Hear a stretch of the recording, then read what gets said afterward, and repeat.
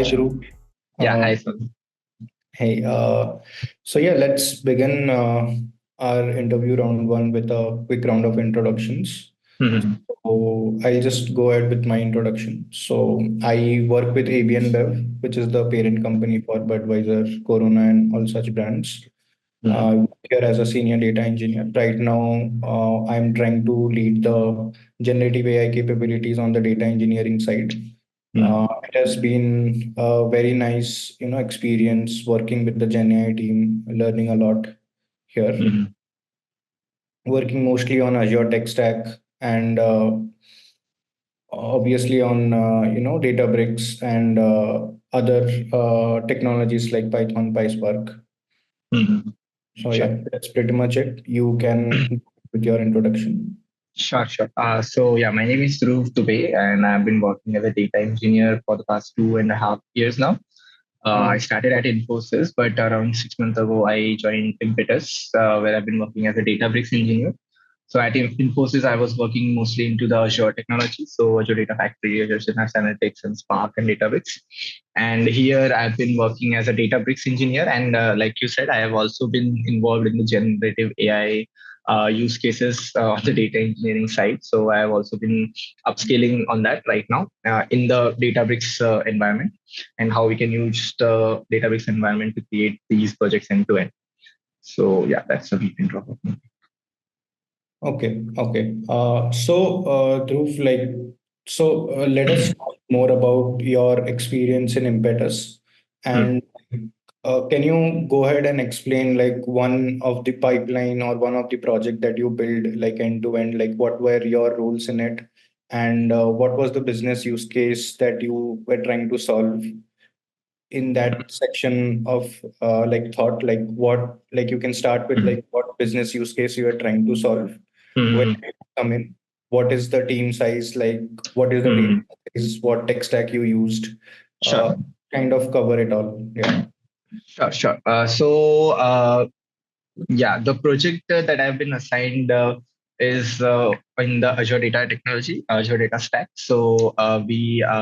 I'll first go to the overview of the project, what we're trying to do here. So we have uh, our client is basically earning revenue from some third-party companies. So these third-party companies perform daily transactions on their own platforms, through which our client earns some money.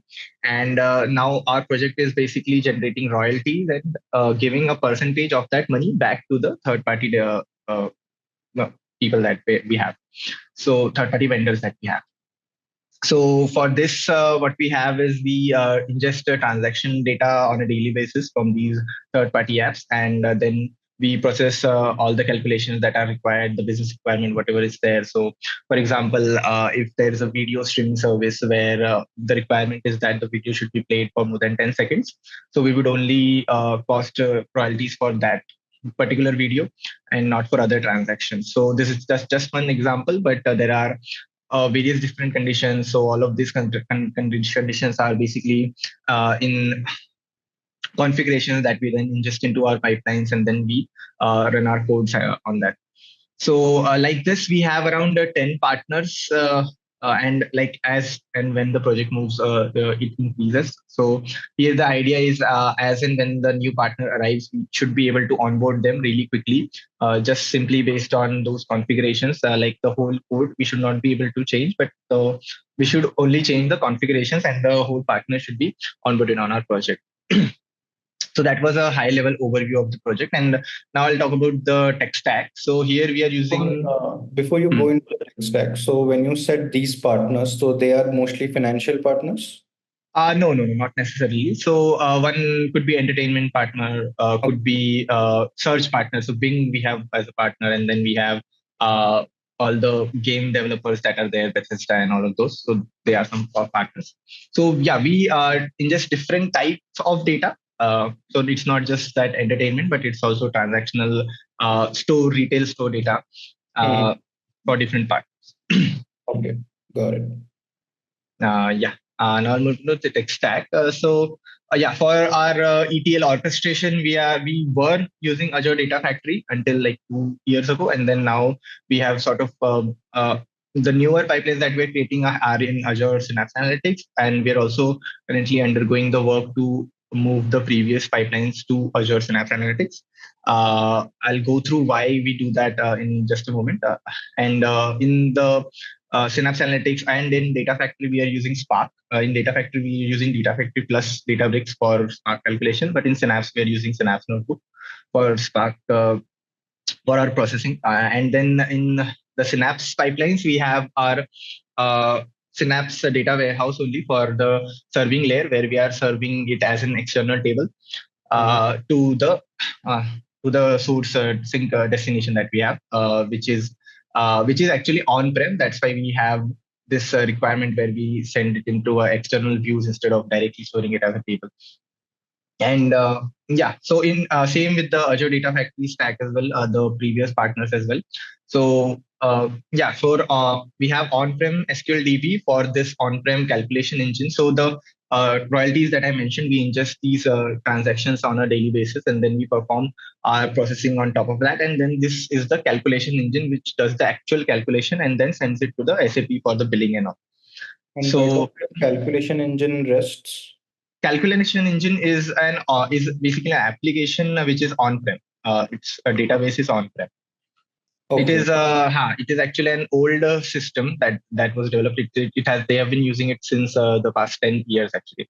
So yeah, right now even they are now working on creating a new calculation engine. So that is done actually, and they now this new calculation engine can directly take the data from our uh, database Synapse database that we have, data warehouse, and it can directly take the data from those tables.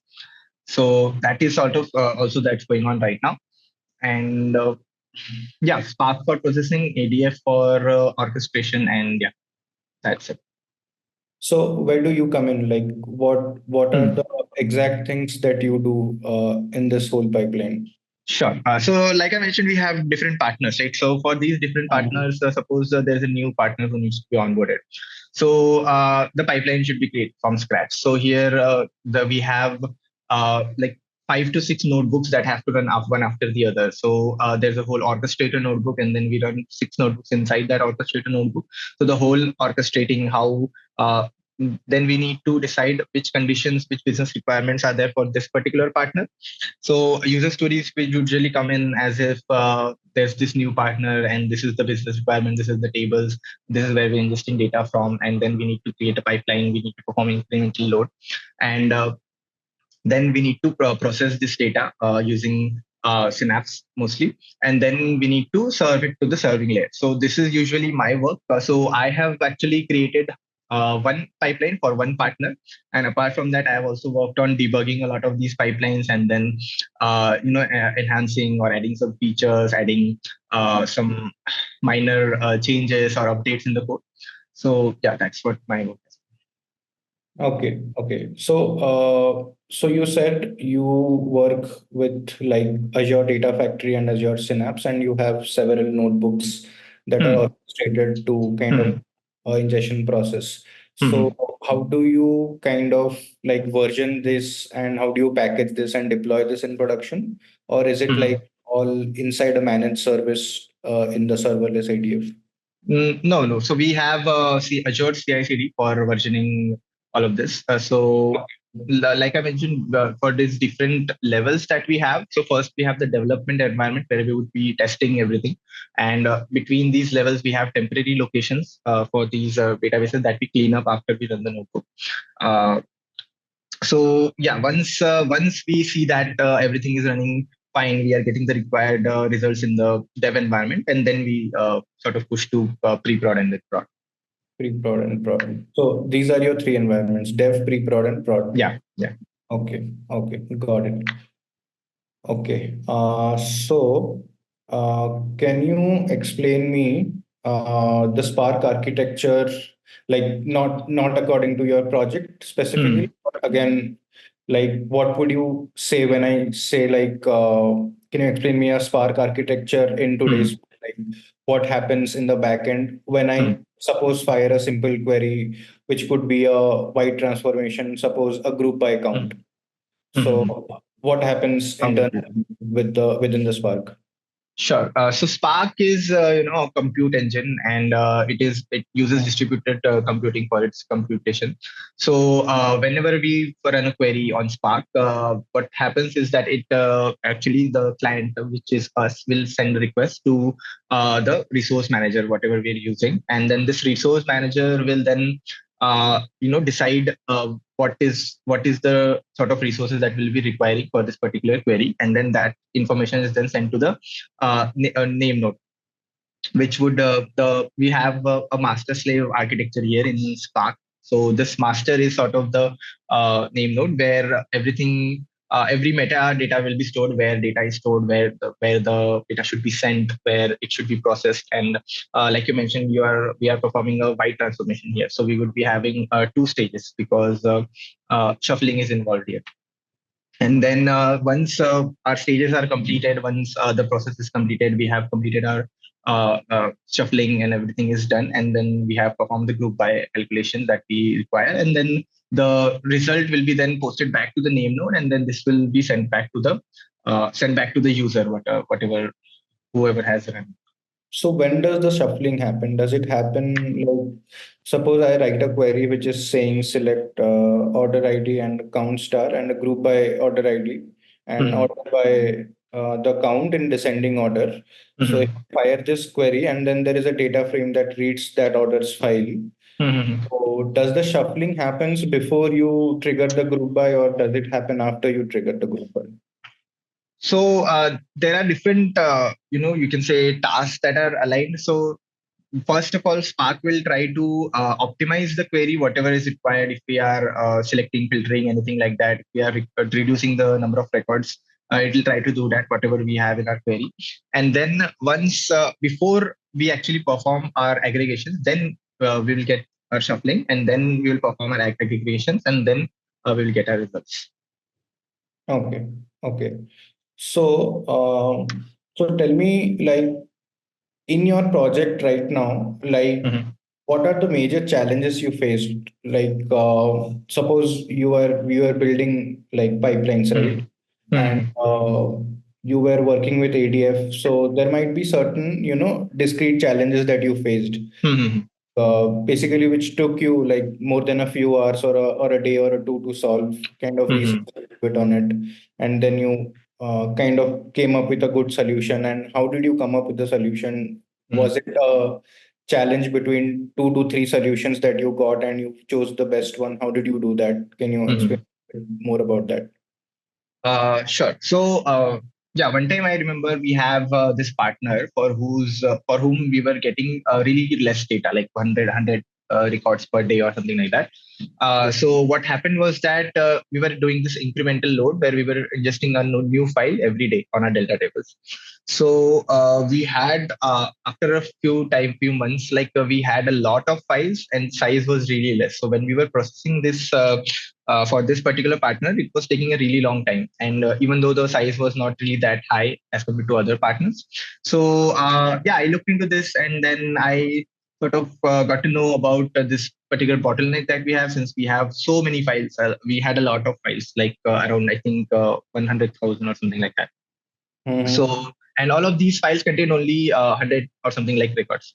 So for this particular partner, I talked to one of our senior devs and I mentioned that this is a problem that may be leading to it, and what can we do to resolve this issue and all. So yeah, he mentioned about the vacuum and optimize command that we can use to optimize command specifically that we can use to decrease the size of these, decrease not the size, but we can merge these sort of files together into a bigger file, and then we can processing speed will increase. So after this discussion, actually, we sort of had a little more discussion with our senior managers and all. So we decided that I would be creating a pipeline which would be running this optimize and vacuum command on each one of the tables that we have. So not just on this particular partner, but for each of the table, and it should be config driven, so that whenever we have a new partner, we can easily configure that into our code, and we can scale it as well. So whenever we require, this would be like an yearly pipeline, yearly run that we can do yearly, monthly, depending on whatever we have, and also we can have toggles here. So if you don't want to run this particular pipeline for every single partner, for if you want to run it for only a few select partners, so we can do that as well. Yeah. So yeah, I sort of added these all functionalities in this. So once this was deployed to production, we could see directly the speed was I think from 2.5 hours to half an hour it decreased the processing speed that it was taking earlier. Okay. So yeah. So you did some of the performance tuning activities, right? On specifically this. So you said like you were supposed to trigger this once in a year, right? But your data is coming on a daily basis, right? So suppose it's coming today. So doesn't it already defragment your file system if you do it once a year? No, so once a year, because over 365 days, we would have 365 new files. So Right. if we have one file, I don't think that would make that big of a difference. But if we have 365 smaller files, then that would make a huge difference. And yeah, sometimes we might also receive 2 or 3 files. So it increases like that as well. Okay. Okay. So what are the other performance tuning, modules or activities that you can perform like on a not on specifically your project basis, but on a Spark basis?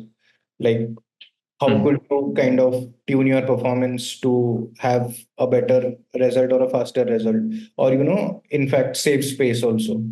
Sure. So first, we have different optimization techniques, like we can use partitioning, repartitioning or coalesce to repartition our files to whatever our requirement is. So we in our project we used a repartition to have a single file as an output, because that was sort of the business requirement. And apart from that, we also used the partition by method to, since we were querying by a particular month a lot of a particular year. So that's why we partitioned by year and then month.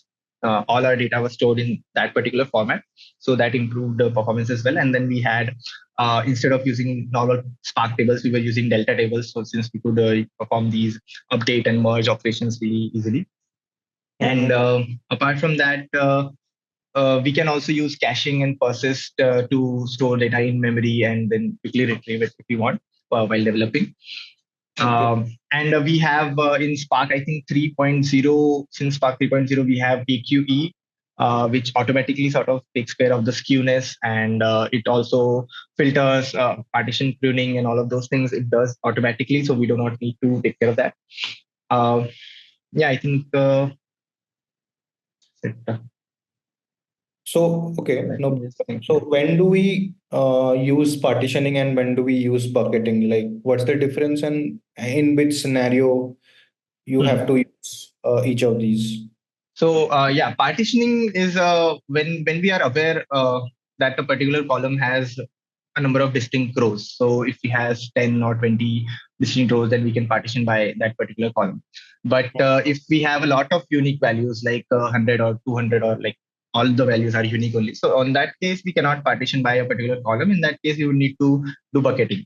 So here, bucketing works on the principle of hash function. So we are basically creating a hash function and then creating buckets of these values that we have, and then we are storing it in that way. So that is a situation where we can use bucketing. So the bucketing comes inside a partition, or the partition comes inside the bucketing? I would say these are separate things. No, suppose on a file, I want to partition and also bucket. And bucket. Okay. Right? So suppose you have a column which has less number of distinct values, like you said. Suppose 4 distinct values could be a country column. So you partition by the country column, but inside that you have a lot of customers that belong to each of these countries. Right? Okay. Be repeating, they could be similar. So now I want to bucket by your customer name or your customer ID. So you bucket inside a partition, or you bucket first and then do a partition? Bucket inside a partition. Bucket inside a partition. Yeah. Cool. So we don't use like MapReduce nowadays, right? So Hmm. why did we not use it? And what were the drawbacks that Spark solved, so Hmm. that we went forward and used Spark and not used Hmm. MapReduce anymore? So actually, the biggest problem that Spark solved was in-memory computation. So it directly results in 10 to 100 times faster speed because MapReduce involves a lot of disk input outputs, and that just takes a lot of time. And apart from that, Spark is actually really compatible with all the languages that we have. So PySpark, Python, SQL, Java, whatever we want to write, we can write our code in it. Whereas MapReduce was really strictly on Java and Scala. And it was actually really complex to write all of this code, the map and the reduce part. And also one of the things was that we had to think in this way of mapping and reducing every time we want to solve a particular problem. Whereas in Spark, we can directly think of it as a table and we can perform table-like operations on the data frames that we have. So yeah, MapReduce also, like, it comes with a lot of gray areas. Like for example, we cannot solve every single problem using MapReduce. There were a lot of concerns, a lot of limitations to it. But in Spark, we can actually do any type of calculation, even complex calculations that we require. Okay, okay. And you can do it in a very less number of code lines, right? Yeah, yeah. Right, right. So you talked about caching and persist in the last question. Mhm. So Mhm. when do we do a caching and when do we do a persist, and how do you kind of decide upon, like, even while doing a caching, like how do you cache data, Mhm. right? Cache the entire data, or do you cache only the relevant data, Mhm. or like how do you do it, and at what steps do you do a caching and a persist or a unpersist for that matter? Mhm. Sure. So actually, it depends on the type of work that we're doing. So if mostly caching is done when we're developing something and we're trying You to can give a experiment. scenario, like just Mhm. can give a scenario, Sure, sure. saying that okay, this is what we are trying to do, and Mhm. in this we can apply the caching and the persist here. Sure. So suppose we're processing our data and we have around 10 transformations that we have written. So filter could be groupBy, could be anything. And then after the 10 transformation, we are trying to see the output, whatever is there. So Spark being lazy, what it does, it will start from the scratch and then it will do all its processing and then we will see the output. However, if you want to skip that processing time and skip this lengthy process, so we can cache our data frame in the ninth or the 10th stage itself for whatever we require. And then here again, like you mentioned, we can either cache the whole data frame or we can cache a part of the data frame, whatever is required. Now, caching, why the whole data frame, whether we should cache the whole data frame or part of the data frame, it depends also on the memory that we have for our cluster. So if we just simply cache the whole data frame and if the size of the data frame is really huge, then we might get out of memory error. So in this case, in this particular case, we can use persist here. So here, if we are getting out of memory error, so whatever the data is greater, it will spill to the disk instead of giving us an out of memory error. So that is sort of what persist gives us instead of cache. So persist gives us these extra options, whether we want to persist to disk or not, whether we want to serialize our data or not. So all of these options are depending on the requirement, whatever we're trying to do here. So persist is sort of flexible in that way, and caching only helps us cache the data in memory. So then once we have our cache data frame, and then after that if we run the action statement, then it will directly take the data from the cache data frame instead of running the whole loop again. So yeah, this is when we can use cache and persist. Okay, okay, got it. So, okay, let's talk more about the memory management in Spark. Like, Sure. how does Spark allocate memory? And we can take an example. Suppose the executor, you are requesting a 5 gig to the executor. Mhm. So how does it go? Like like in a stepwise way, you can tell me, like, what Mhm. does, like, all the parts of the memories, do you know? First of all, you can tell Sure. me what are the different parts of the memories that Mhm. where Spark allocates memory, and then Mhm. you can calculate, like, out of 5 GB, how to calculate like what gets what memory? Sure.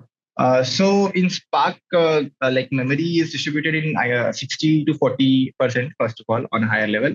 So this 40% is the system memory, whatever is required to run the system, and the off-peak memory and all of those things. And this remaining 60% memory is sort of again divided into 50-50%. So this 50% would be in the storage, for the storage, for caching or persisting, like I mentioned.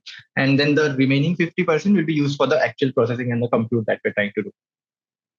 So Overhead and the reserved memory that Spark has, what would be the formulation? So that is, I think, around 10% is the overhead memory, and the reserved memory is again, I think, 100 to 200 MB, which is depending on the cluster that we have. And this memory, off-heap memory, is often used when we're trying to, so when we're getting an out-of-memory error. So when the system automatically tries to use this off-heap memory instead of giving us the out-of-memory error. And just to clarify, the reserved memory that Spark uses would be 300 MB. And the overhead memory that I said, it's just not 10% of what executor is requested for. It would be the maximum of either 10% or it's 340 MB. So each one of these. Okay, sure. Yeah. So, okay, what would be a difference between data frame and data set?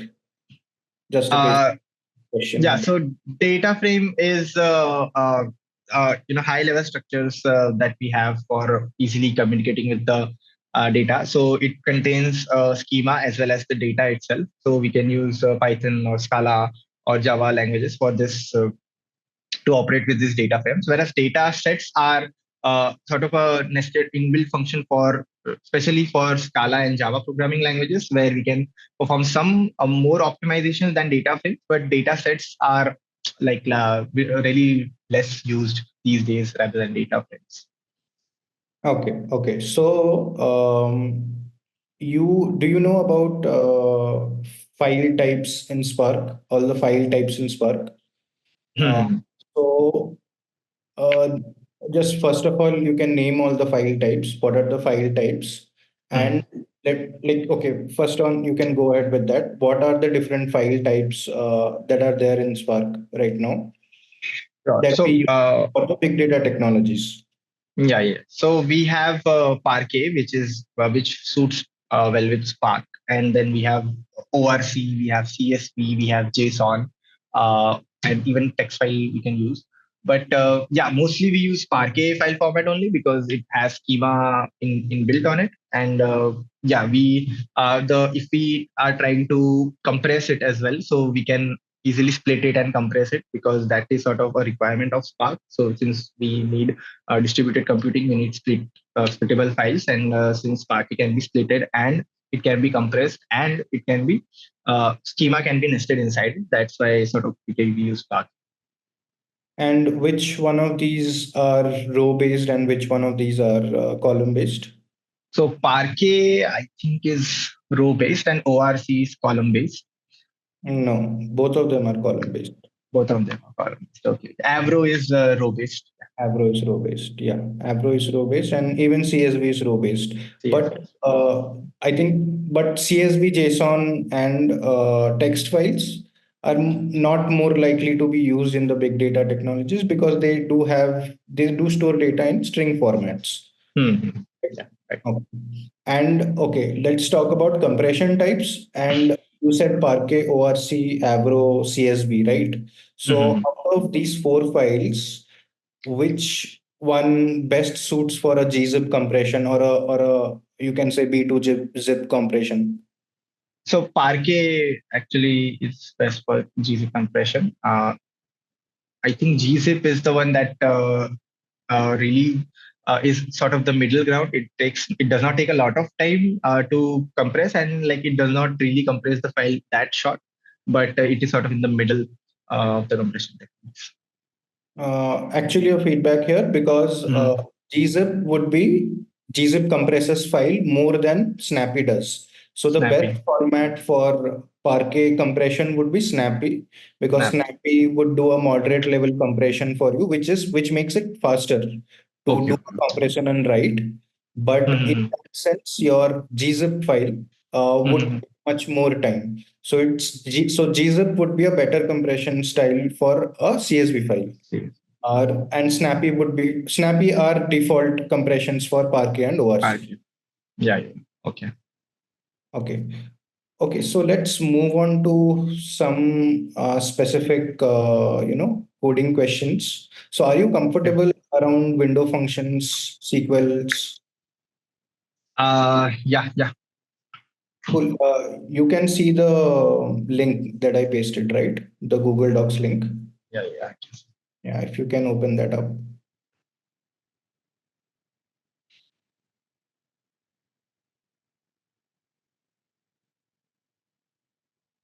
Should I share my screen? Yeah, you can share your screen.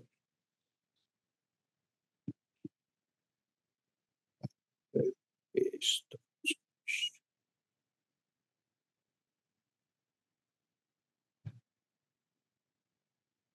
I don't think I have edit access. Sorry. I don't think I have edit access. Okay, request.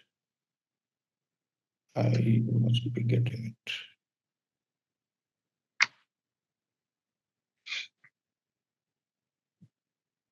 Um,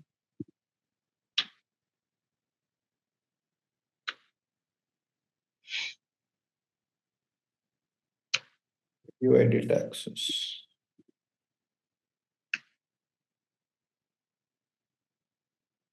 Has to be an editor. Okay. You got right. Can you check? Yeah. Cool. So I'm pasting the first question. So suppose there are three tables out there. So I'll just first paste the tables.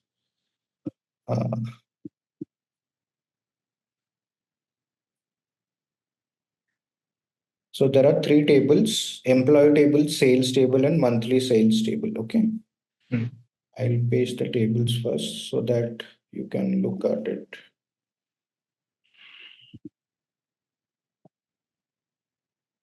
Okay. So you have employee ID, department ID, salary in the employee table. So this could be like every employee is working in a department, which could be repeated again, and has a respective salary for that for that specific employee. Right. In the sales table, again, it's an independent table which has a product ID, which is again repeated like 123, 123, you can see, right? And then a different sales amount to it, like 1,000, 1,500, 2,000, 1,200. So different sales amount at different time periods. And then there is a monthly sales table saying, so these are my months: Jan, Feb, March, April, May, June. And these are the sale amount for that specific month. Okay.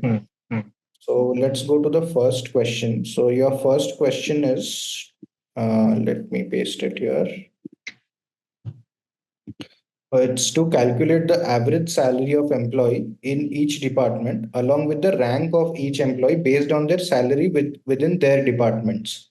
So basically, just to give you an explanation, like you have to calculate the average salary of employees in each department. So suppose if you go to the department table, you have 1, 1, 2, 2, 1, 2, right? So three departments, which is number two department, and then there is number one department, right? So average salary of each of these departments would come in a column, and then you would rank the employees in a descending order of their salaries. So our output would look something like and then other would be rank. So rank and then I guess EMP ID. Yeah, you have employee ID, you have department ID. So all of these would come like employee ID. And so let me tell you the structure of the output. So it would be more like department ID, employee ID, salary, average salary, and salary rank. Okay. Okay. So, Do you want me to write it down? Okay, no, that's let me paste down the output schema also so that I'll just, it's pretty clear.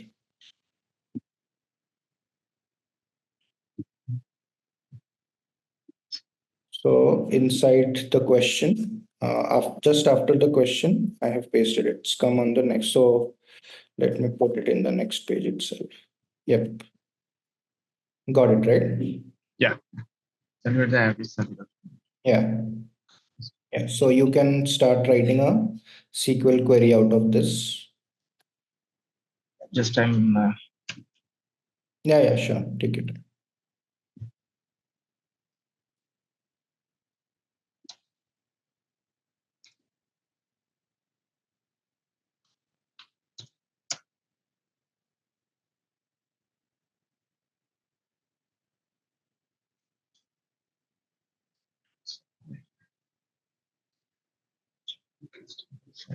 within the department.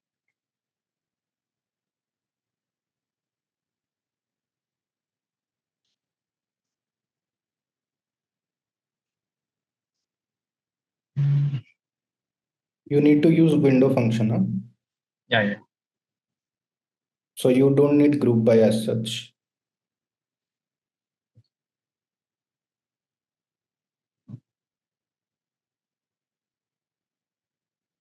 Just seeing a subway.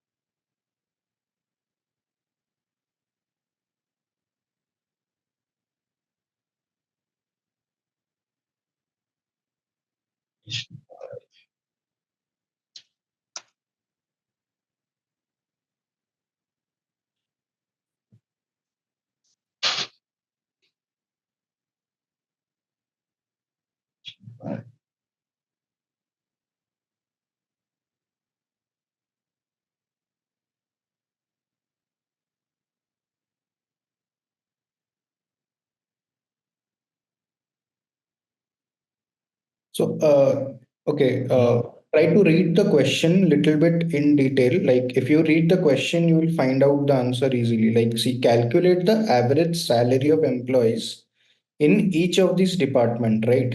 So your all your partition by clause, all your order by clause, and your rank clause lies in the question itself, right? Average salary of employee in each of these department. Yeah. Partition by department. Salary.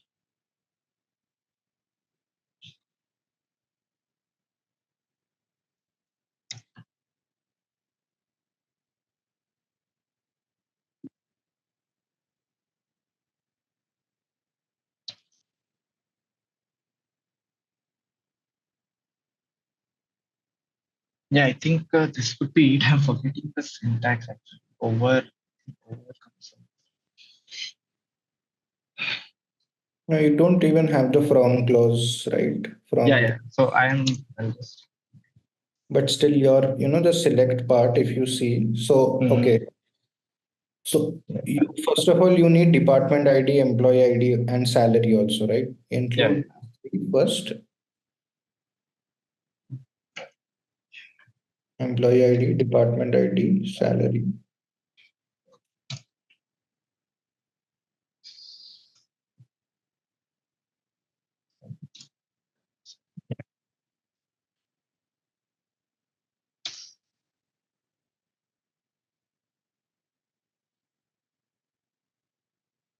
Salary.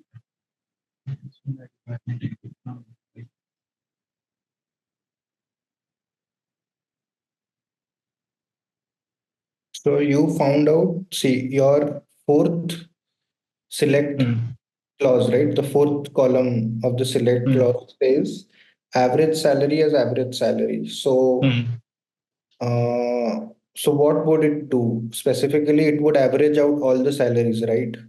mm, But we need average salary per department. mm.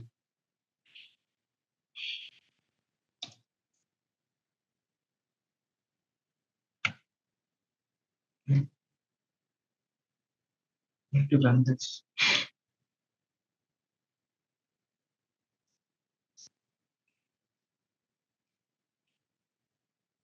You can, you can speak what you're thinking because that would help me Sure, understand. sure. So I'm actually I'm confused between this group by and then partition by actually. You don't need Uh, by at all. sure. Like you can because you are using So window functions. partition, So yeah, yeah, exactly. yeah, you use So partition rather than group by. average salary. So do I need partition by here again? Sorry. Average salary as average salary. So this will calculate the whole average instead of just department. So and then rank.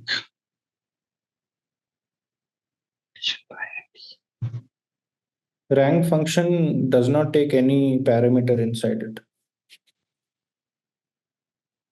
So basically, Sure. the average salary would Hmm.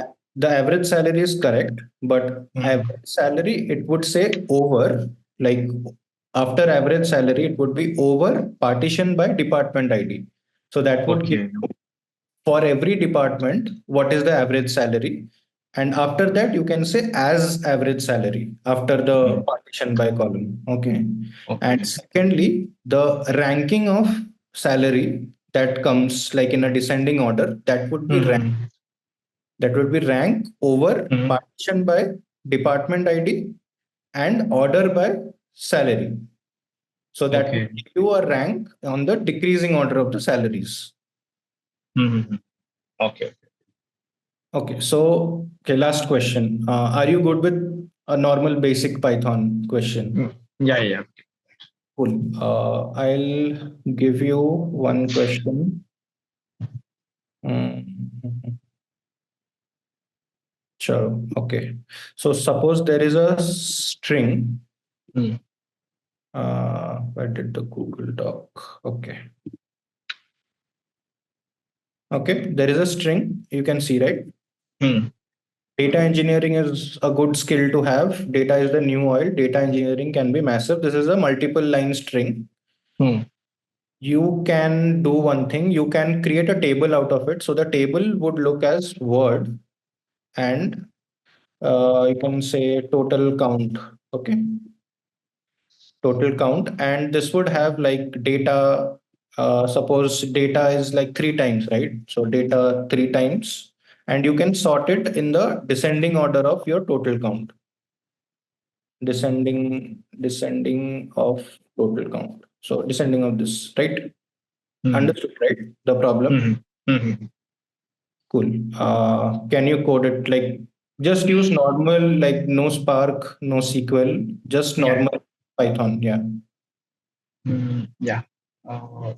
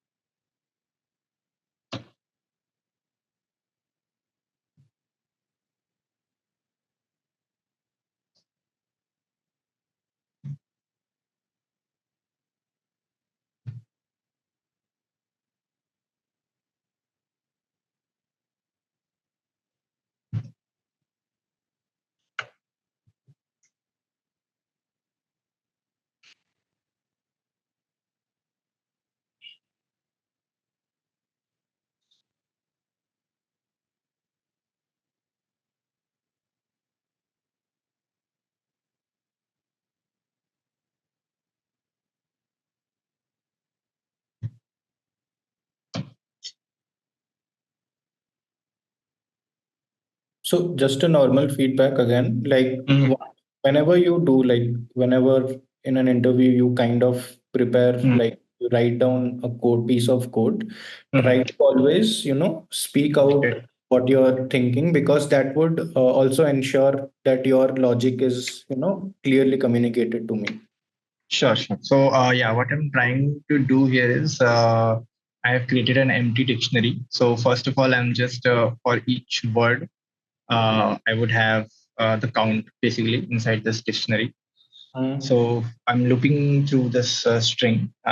So, if the word is not is in already there in the dictionary, then we would add that word. We would give the count as one. And if it is there, then we would simply increase the count by one. So, But there is something, fundamentally not right here, which is when you say for word in S, right? Like mhm. if you say for word in S, so it's not a word, like you have mentioned it as Oh word, yeah, I but mean it just word, takes one comma. character, Mhm.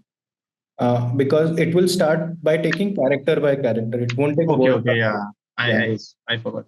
Just a second. So let Yes. then we would, my bad, sorry.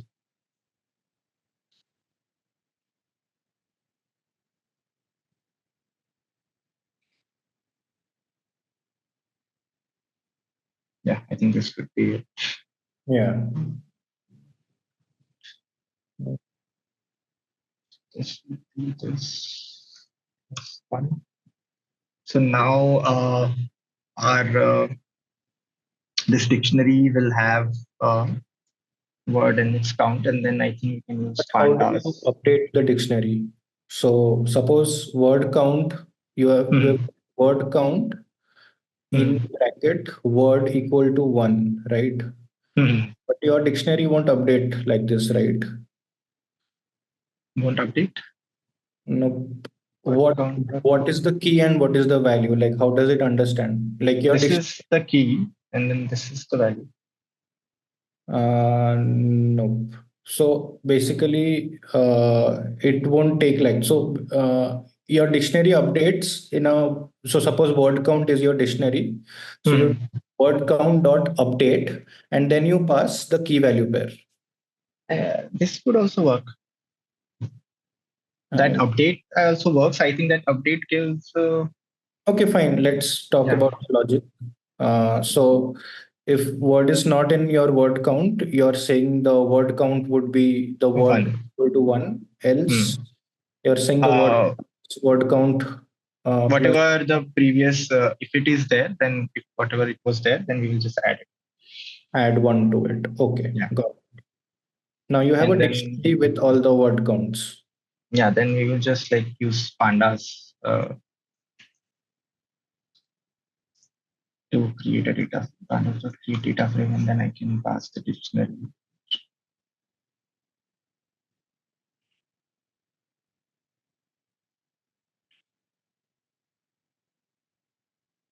This will give us this.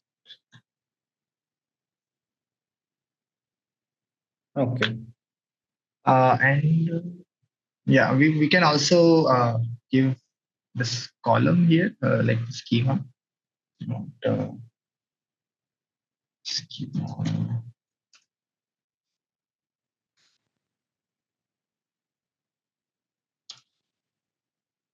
It would be pd dot data frame. Not, I mean, that's a Spark syntax, create data Yeah, frame. pd dot data frame, data frame. Yeah. word count, and the columns. Uh,